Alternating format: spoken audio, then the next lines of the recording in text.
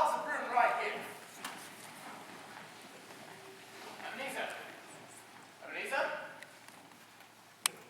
There you are. I want to see you put away the books tonight. Have some fun. That's an order, understood? But there's no arguments, Ebenezer. You should enjoy yourself tonight. It's Christmas. Oh, why, it's Mrs. Fezziwig. And there's the Miss Fezziwigs.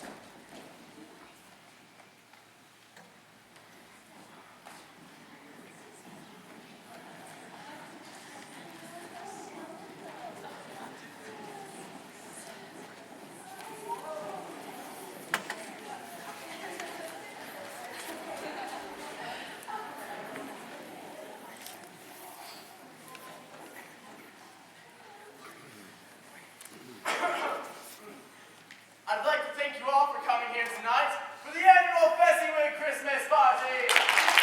Merry Christmas to all. And now, if my lovely wife will join me, we'll lead you in the first dance.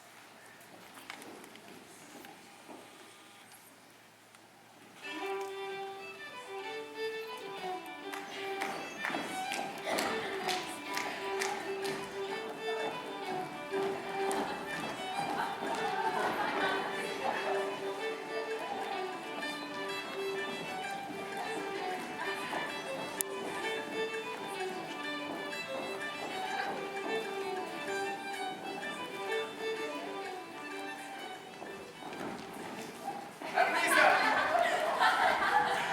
I'd like you to meet Bill, an old friend of the Fezziwig family. And now, if you two will excuse me, I better go partner up with my wife before one of these young male suitors steals her away. Life is really much more enjoyable when you have the companionship of the right woman. Would you care to dance? I wonder how long it's been since you danced, Ebenezer. I no longer have a reason to dance.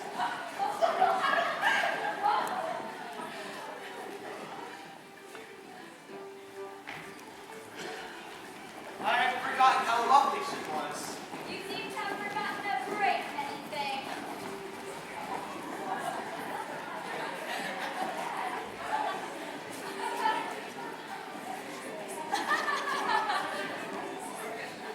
A small matter to make these silly folks so full of gratitude.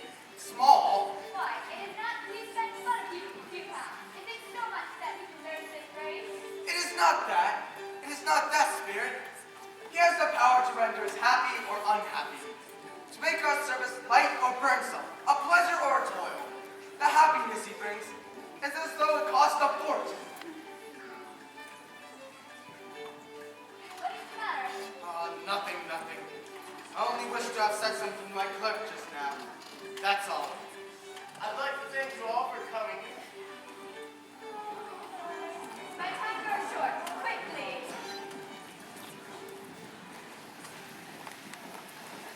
Tremendous family to provide for. Spirit, conduct me where you will. I went forth last night and learned a lesson that is working now. If you have anything to teach me, let me profit from it. Touch my robe.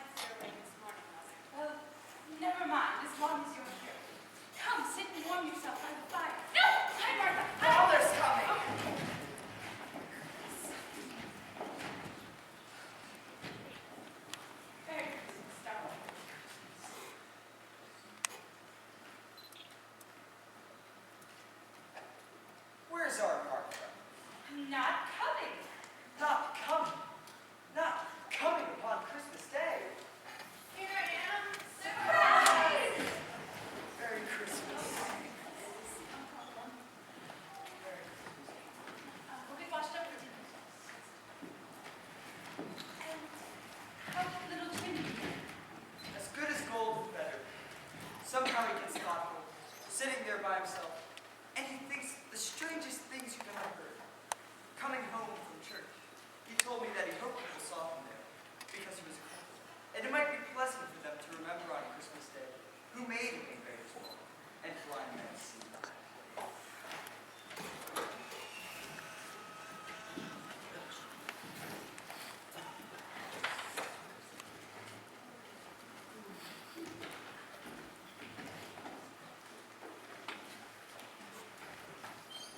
Merry Christmas to all.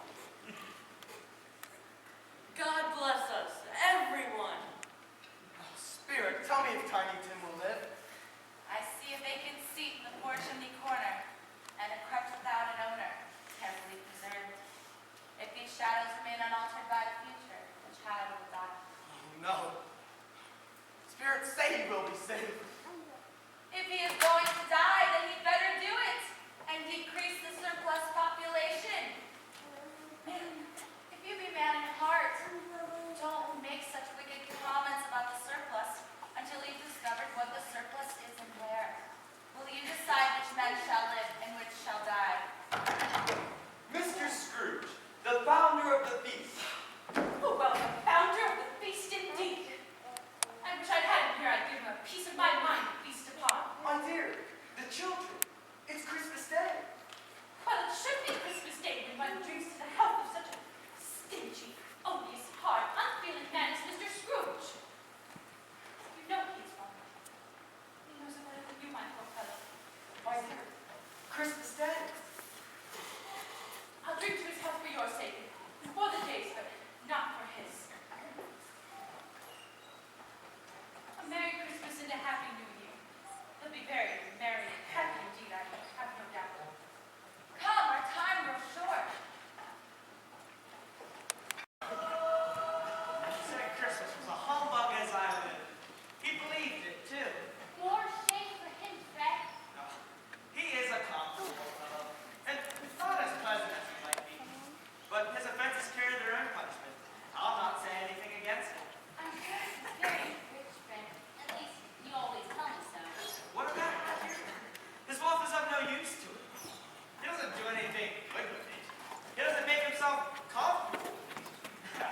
He hasn't the satisfaction of thinking that he's ever going to benefit us with it. I have no patience with him. I have. I'm sorry for him. I couldn't be angry with him if I tried. Who suffers from his unkind personality? Himself. Always.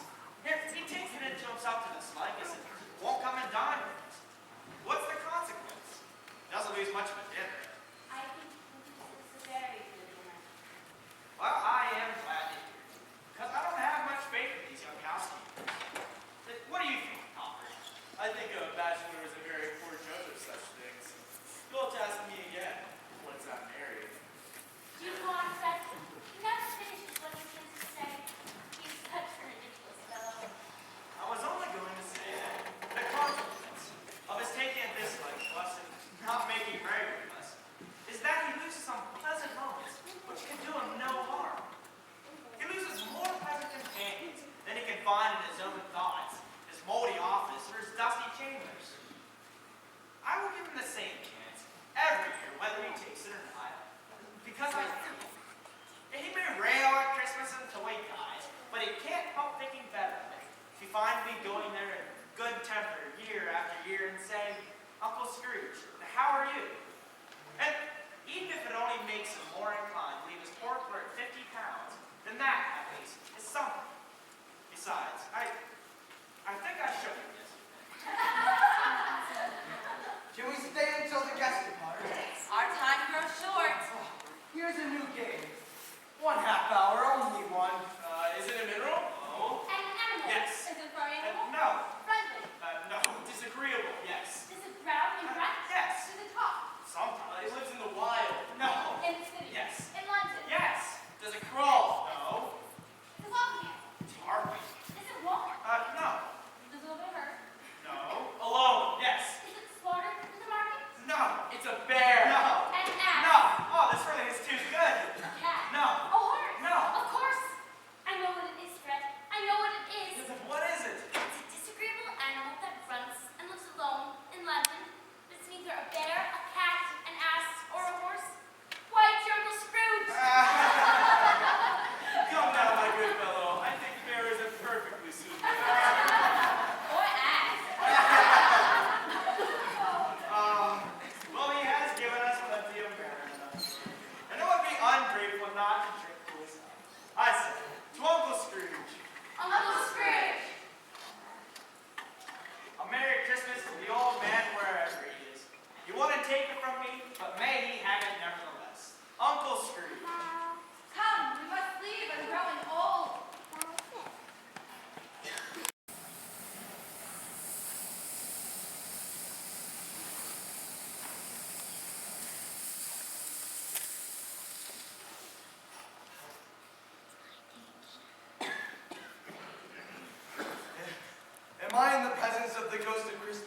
come. You are about to show me the shadows of the things that have not happened, but will happen in time to come. Is that so, Spirit? Spirit, I fear you more than any shadow that I have ever seen, but as I know your purpose is to do me good, as I hope to be a man from what I was, I'm prepared to bear your company, and to do it with a thankful heart. Will you not speak to me? Lead on, lead on. The night is waning fast, and it is precious time to me. Lead on.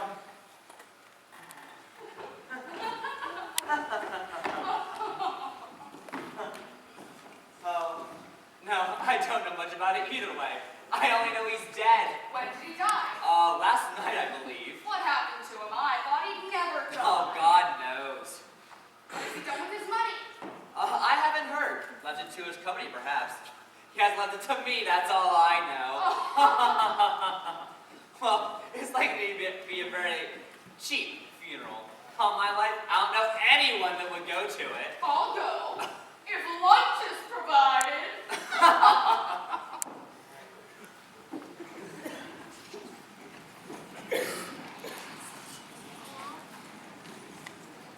Let it be known that the charwoman was the first, the laundress the second, and the undertaker's man the third. Isn't it funny, old Joe, how we all three met here without reading it? Couldn't have met me in a better place. What upset? What hurt? Mrs. Dilbert, everybody has the right to take care of themselves. He always did. That's true. No man more so. Why then don't you stand staring as if you'd be afraid, woman? We're not likely to pick holes in each other's pockets, I suppose. No, indeed. We should not. Very well then, that's enough. For the loss of a few items like these, not a dead man, I suppose. No, indeed. If he wanted to keep them after he died, then he should have been natural in his lifetime. If he had been, then he'd have someone to look after him while being struck with death, instead of lying there, gasping out his last breath, alone by himself. It's the truest word that ever was spoke as a judgment on him. I wish it'd be a heavier judgment, and it should have been. You can depend on it. If I could have laid my hands on anything else, open my crumble, Joe, and let me know the value of it. Speak out plain. I'm not afraid to be the first, or to let them hear. We all knew pretty well what we were doing when they met here. There's no sin in it. Open my bundle, Joe. That's your account. Who's next? I am. And here's your account. I always give too much to the ladies. It's a weakness of mine, however, I must say. And now I do my bundle. What do you call this? Bed curtains? Ah, bed curtains. You don't need to say you tore him down, rings and all, with him just lying there. Yes, I do. Why not? If you're going to make your fortune, you'll certainly do it. I certainly shan't hold my head down when I can get anything by reaching out for the sake of such a man he was. I promise you, Joe. Don't talk about another place. His blankets? Whose else do you think? They're likely to take over that than I did. I just hope he didn't die of anything catching. Don't you be afraid of that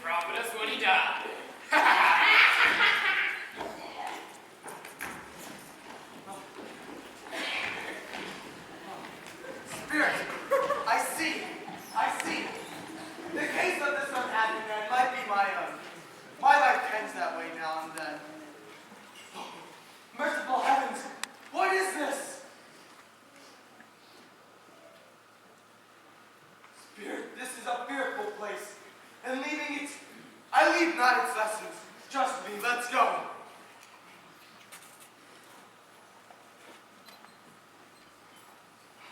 I know, and I would do it, but I have not the power. I have not the power.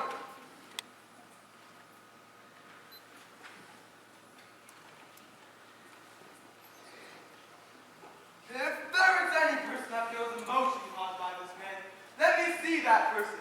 Spirit, I beseech you.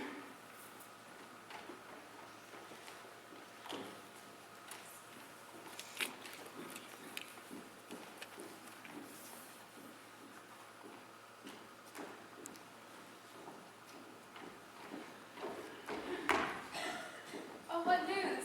Is it good or bad? Bad. We're quite ruined. No, there's hope yet, Caroline. If he relents, there is. Nothing is past hope if such a miracle is. He's past relenting. He's dead. Thank goodness. No, no. What the drunken woman I told you of last night, and what I thought was a mere excuse to avoid me, has turned out to be quite true. He was not only very ill, but dying then. To whom will our debt be transferred? I do not know, but it would be bad luck indeed to find a more merciless creditor in his successor. We may sleep with light hearts tonight, Caroline. Spirit, let me see some tenderness connected with this man. Or the dark chamber from which we just left will haunt me forever.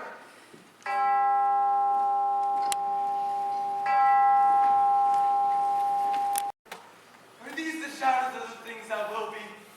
Or are they only the shadows of the things that may be?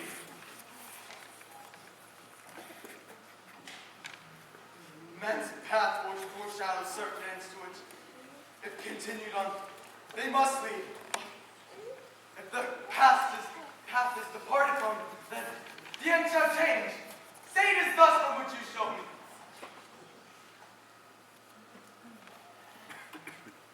Am I the man who lied upon my bed?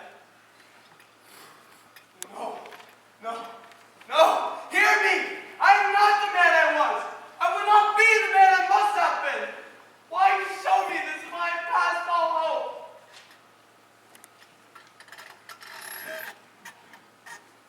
Good Spirit, your nature pities me. Assure me that I may change the shadows that you have shown me. By altering my life! I will keep Christmas in my heart and try to keep it for all the years. I shall live in the past, the present, and the future. The spirit of all three shall live within me. Oh, please say I may wash away the running on this go.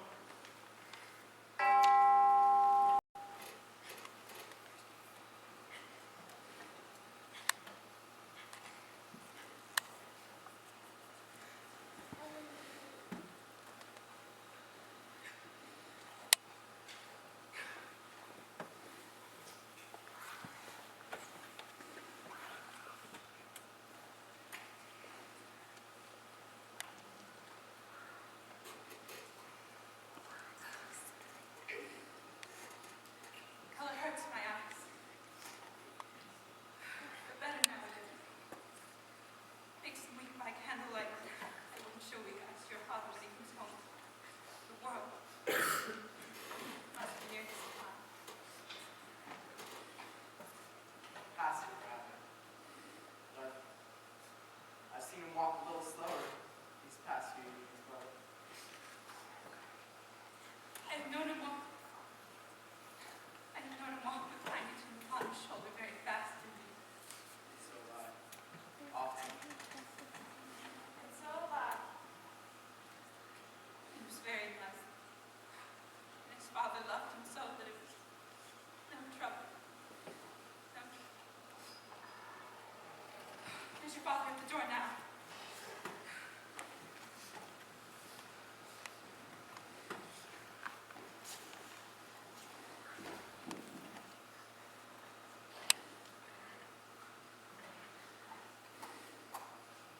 Look at all this work. They'll be done long before Sunday. Sunday. You win today then, Robert? Yes, my dear. It would have done you good to see how green of a place it is. But you'll see it all. I promised him that I could wash My little boy.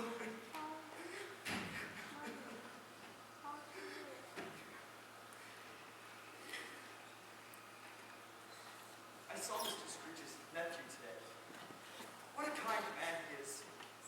He noticed I was down, and when he asked me about it, he told me, "I'm heartily sorry for it, Mr. Scrooge. Heartily sorry for you and your good wife. How he ever knew that, I don't know. Knew what, my dear? That you were a good wife." Everybody knows that. Well observed, my boy. I hope they do. Heartily sorry, sir. For your good wife, if I can be of any service. That is where I live. Please come to me.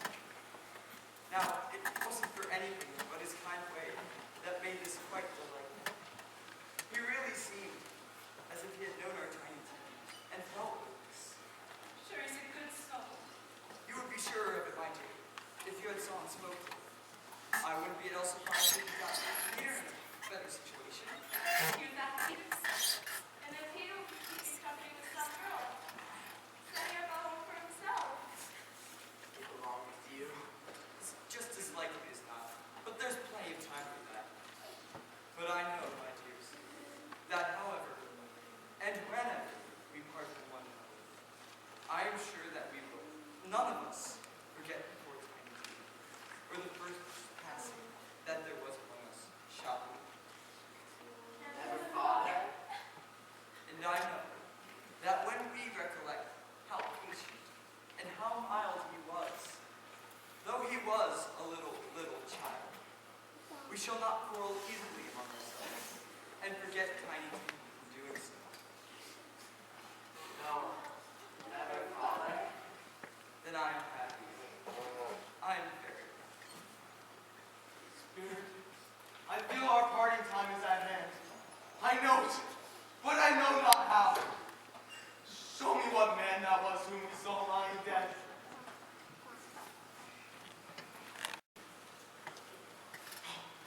My bedpost! My room!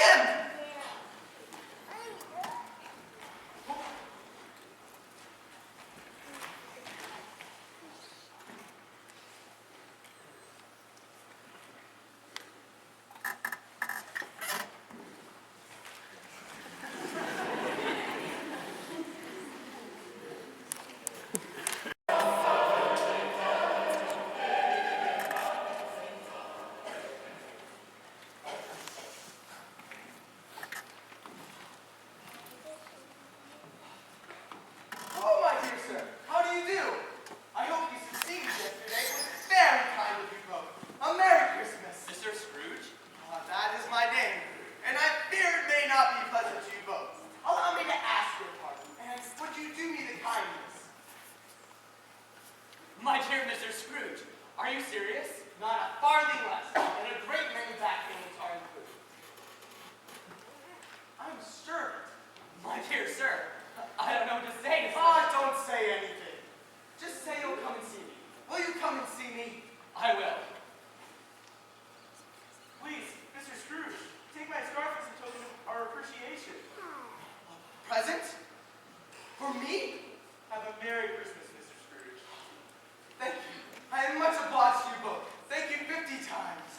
Merry Christmas. Friend! Oh, bless my heart. I have come for dinner. May I come in? Yes.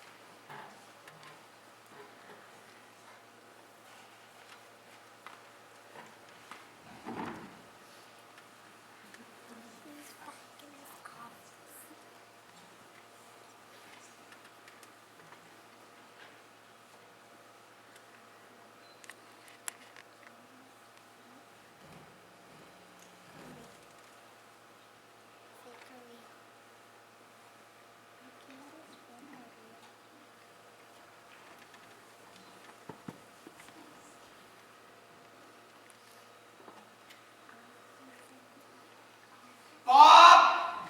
What is the meaning of this? I am very sorry, sir. I am late. Yes, you are. Step this way, if you may.